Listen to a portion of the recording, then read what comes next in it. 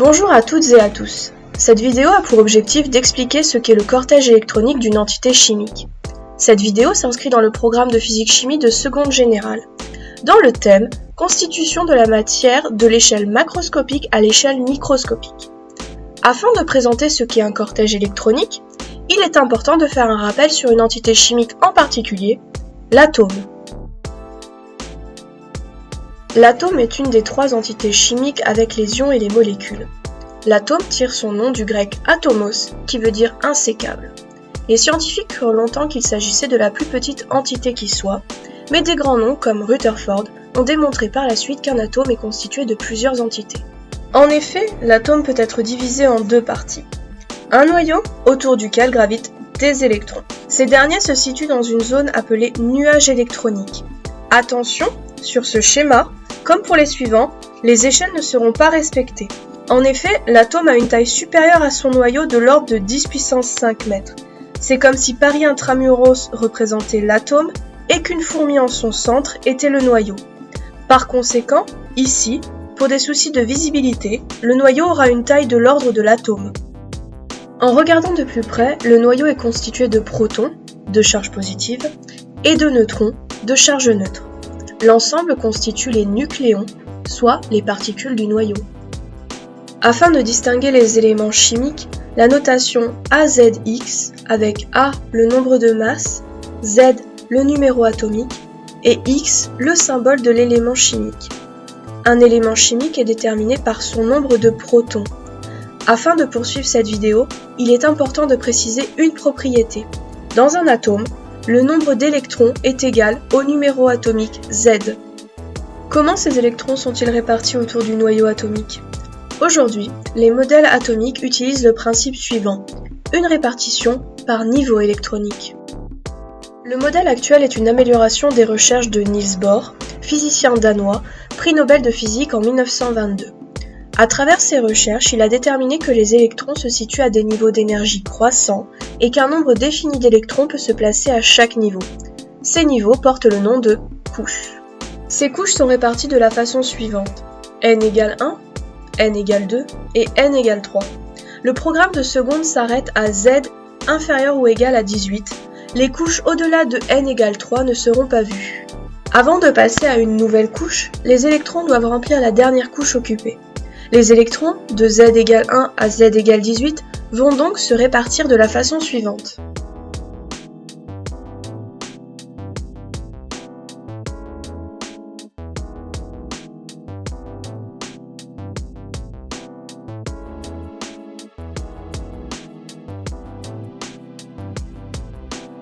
Il s'avère que les couches électroniques peuvent elles-mêmes être divisées en sous-couches électroniques. Il en existe plusieurs, parmi elles les sous-couches appelées S et P. La sous-couche S peut contenir 2 électrons et la sous-couche P peut en contenir 6 électrons. Comment sont réparties ces sous-couches ? En observant ce tableau, il est possible de déduire les sous-couches présentes dans chacune des couches. La couche n égale 1 contient en tout 2 électrons et possède la sous-couche S. Pour la couche n égale 2, il y a en tout 8 électrons, alors elle possède les sous-couches S et P. Enfin, pour Z compris entre 11 et 18, la couche n égale 3 contient en tout 8 électrons, alors elle possède les sous-couches S et P. Les couches et sous-couches se remplissent selon un niveau d'énergie croissant. Afin de donner la configuration électronique d'un atome, l'écriture suivante est employée. Il faut écrire le numéro de la couche et la lettre de la sous-couche, avec en exposant le nombre d'électrons présents sur la sous-couche. Les sous-couches S étant moins énergétiques que les sous-couches P, la configuration électronique se note dans l'ordre suivant 1S, 2S, 2P, 3S et 3P. Pour le cas de Z égale 2, soit l'hélium, la configuration électronique est 1S2. Pour le cas de Z égale 5, soit le bore, la configuration électronique est 1S2, 2S2, 2P1. Pour le cas de Z égale 17, soit le chlore, la configuration électronique est 1S2, 2S2, 2P6, 3S2, 3P5. En chimie, la couche électronique la plus importante est la couche de valence. Il s'agit de la couche externe, soit la dernière qui a été entamée ou complétée. Cette couche de valence est responsable de la plupart des réactions chimiques. Les électrons de valence sont les électrons appartenant à cette couche. En réutilisant les exemples précédents, pour le cas de Z égale 2, soit l'hélium, la couche de valence est la couche N égale 1, et elle possède 2 électrons. Pour le cas de Z égale 5, soit le bore, la couche de valence est la couche N égale 2, et elle possède 3 électrons. Pour le cas de Z égale 17, soit le chlore, la couche de valence est la couche N égale 3, et elle possède 7 électrons. Il existe une méthode rapide pour déterminer le nombre d'électrons de valence d'un élément chimique, et pour cela, il faut utiliser le tableau périodique des éléments chimiques. Dmitri Mendeleïev est un chimiste russe du XIXe siècle. Il est connu pour sa conception d'une classification périodique des éléments chimiques. Il a observé qu'en ordonnant les éléments chimiques par masse atomique croissante, ces derniers montrent une périodicité de leurs propriétés chimiques. Il a pu également prévoir que des éléments chimiques allaient être découverts par la suite, avec des propriétés communes à des éléments déjà isolés. Les seuls éléments chimiques dont il n'a pas prédit l'existence sont ceux de la famille des gaz nobles. Le tableau périodique des éléments actuels est fortement inspiré de celui de Mendeleïev, mais les éléments ne sont plus classés par masse atomique croissante, mais par numéro atomique croissant. Le tableau périodique est constitué de lignes, appelées périodes, et de colonnes. Il est également à savoir que chaque période correspond à une couche électronique. La périodicité du tableau périodique montre que, dans une même colonne, les propriétés chimiques sont similaires. On dit alors que les éléments d'une même colonne forment une famille chimique. Par exemple, la première famille chimique est celle des alcalins. La deuxième famille est celle des alcalino-terreux. La 17e famille est celle des halogènes. Et la 18e est celle des gaz nobles. Cette dernière famille est constituée de gaz inertes extrêmement stables, par conséquent très peu réactifs. Le tableau périodique peut également être découplé par blocs. Le bloc S, le bloc P, le bloc D et le bloc F. Pour la suite de la vidéo, nous allons étudier le tableau périodique jusqu'à Z égale 20. Les éléments chimiques au numéro atomique Z inférieur ou égal à 20 sont présents dans les blocs S et P.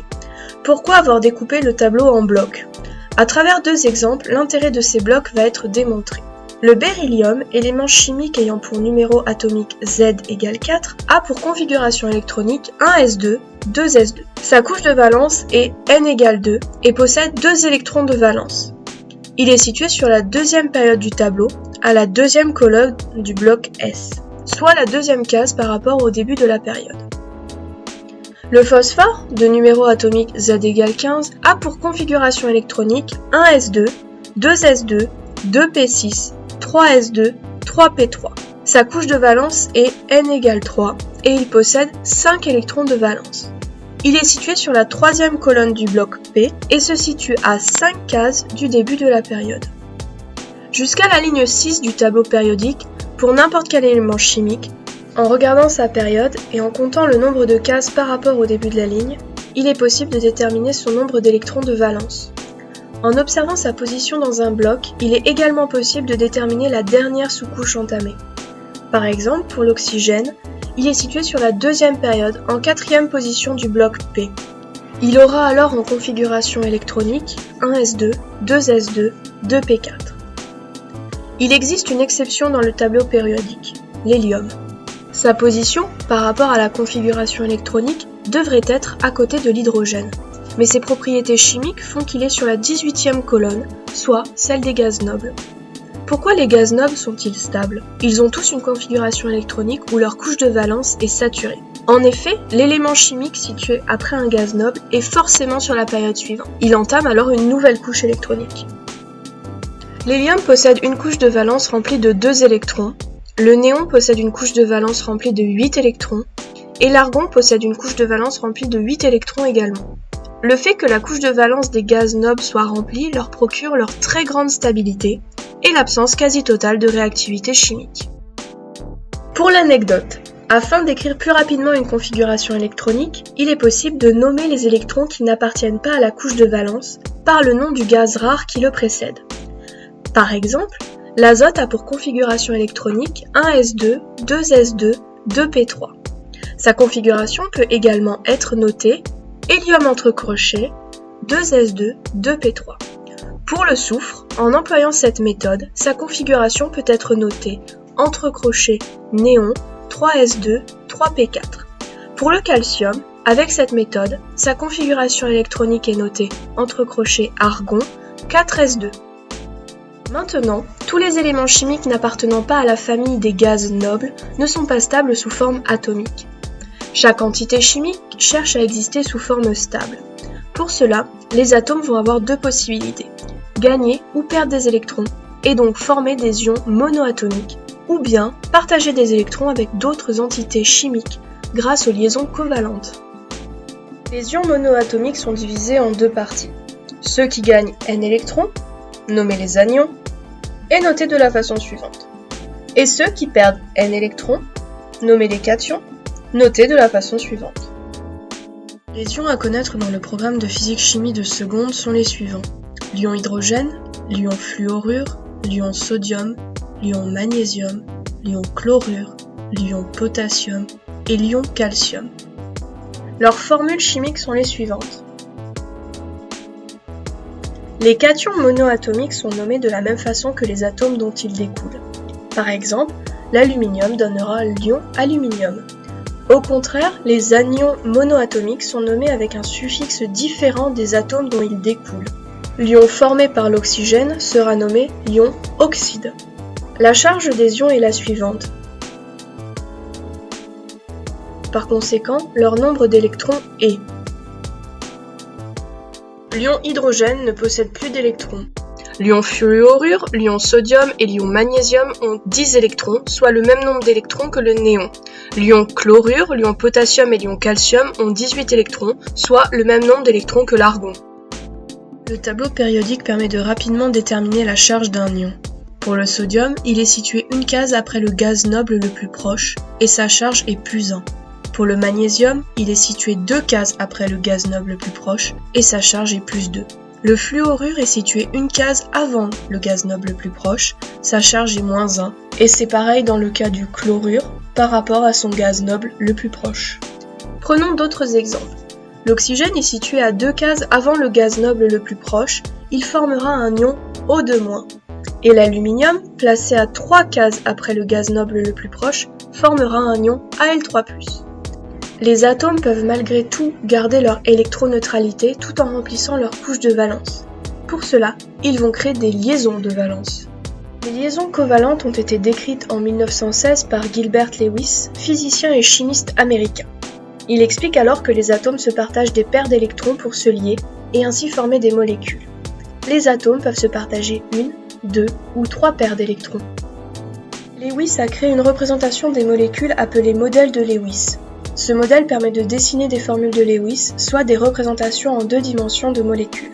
Dans ce modèle, les paires d'électrons sont représentées par des traits appelés doublés. Il existe 2 types de doublés, le doublet non liant, qui est une paire d'électrons appartenant à un atome, et le doublet liant, qui relie 2 atomes se partageant un électron chacun. Chaque atome partage un nombre défini d'électrons. Le principe est qu'il va partager le nombre d'électrons qui lui manque pour remplir sa couche externe. Il s'agit de la règle du duet et de l'octet, qui s'applique essentiellement pour les premières et secondes périodes. À partir de la 3e période, les éléments chimiques possèdent davantage de propriétés qui ne seront pas explicitées dans le programme de seconde. Ainsi, le chlore a 7 électrons de valence et va en partager 1 pour obtenir 8 électrons. Il a donc 6 électrons de valence qui s'apparient et un 7e, célibataire, qui lui permet de se lier à un autre atome. L'oxygène, qui a 6 électrons de valence, va en partager 2 pour obtenir 8 électrons. Il a donc 4 électrons de valence qui s'apparient et 2 autres célibataires qui lui permettent de se lier à un autre atome. L'azote a 5 électrons de valence et va donc en partager 3 pour obtenir ses 8 électrons. Et le carbone a 4 électrons de valence et les partagera alors pour obtenir ses 8 électrons. L'hydrogène, ayant un électron de valence et cherchant à en avoir 2, va partager un électron. La glycine est un acide aminé précurseur de la synthèse du collagène et de l'hémoglobine. Sa formule de Lewis est représentée ici. Chaque atome est noté dans ce tableau. L'atome d'hydrogène possède un doublet liant. Il possède alors 2 électrons de valence, sa couche externe est saturée. L'atome de carbone possède 4 doublets liants. Il possède alors 8 électrons de valence, sa couche externe est saturée. L'atome d'azote possède 3 doublets liants et un doublet non liant. Il possède alors 8 électrons de valence, sa couche externe est saturée. L'atome d'oxygène possède 2 doublés liants et 2 doublés non liants. Il possède alors 8 électrons de valence, sa couche externe est saturée. En fin de compte, chaque atome dans une molécule possède une couche de valence saturée. Une molécule est donc constituée d'atomes stabilisés par les liaisons covalentes. Une molécule est donc plus stable que les atomes la constituant. Par exemple, l'eau est plus stable qu'un atome d'oxygène et 2 atomes d'hydrogène. Pour réussir à séparer ces atomes les uns des autres, il va donc falloir fournir de l'énergie pour casser ces liaisons. L'énergie de liaison entre 2 atomes dans une molécule est l'énergie, en joules, qu'il faut fournir pour rompre la liaison entre ces 2 atomes. Chaque atome conserve son électron après la rupture de liaison. Chaque type de liaison possède une énergie propre répertoriée dans le tableau suivant. Dans le cas de l'eau, il va falloir fournir l'énergie de liaison de la liaison oxygène-hydrogène pour séparer cet hydrogène et fournir une nouvelle fois l'énergie pour casser l'autre liaison. L'acide acrylique servira d'exemple. Il possède 3 liaisons carbone-hydrogène, une liaison simple carbone-carbone, une liaison double carbone-carbone, une liaison simple carbone-oxygène, une liaison double carbone-oxygène et une liaison oxygène-hydrogène. En se référant au tableau d'énergie de liaison, pour calculer l'énergie à fournir pour dissocier entièrement la molécule, le calcul à effectuer est le suivant.